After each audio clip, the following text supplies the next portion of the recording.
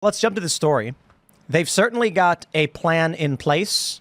New York Post reports media suddenly changes its tune on calling Kamala Harris the border czar despite giving her the title.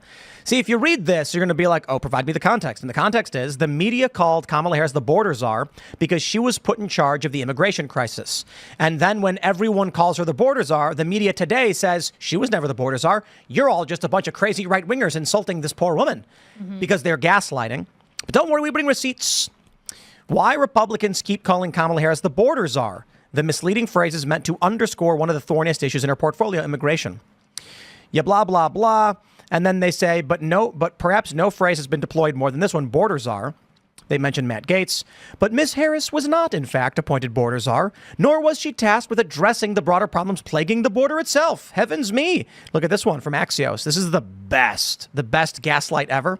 Border confusion. Because it's called Harris Border Confusion Haunts New Campaign. Right at the top. It says confusion around VP's exact role, early media misfires, and rapidly changing regional migration crisis has made the issue top target of the GOP. In the past few days, the Trump campaign and Republicans have tagged Harris repeatedly with the border czar title, which she never actually had. And then because they got called out very heavily, you've got this. Let's zoom in here on X. They tweeted, the Trump campaign and Republicans have tagged Harris repeatedly with border czar title, which she never actually had. Hey, here's a community note. Axios previously reported on April 14th and March 24th that Kamala Harris was appointed as border czar. President Biden is putting Vice President Harris in charge of addressing the migrant surge at the U.S. border. Harris appointed by Biden as border czar. Don't take my word for it. Hey, I got it right here from Axios. This is gaslighting in real time.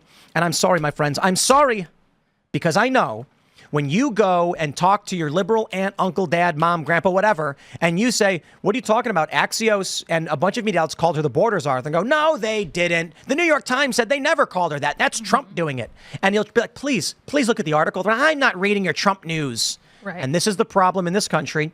The media is full of a bunch of evil scumbags who are gaslighting you on purpose because they want people like Kamala Harris to be able to imprison their political opponents, start World War III, and I guess leave the border open, et cetera, et cetera.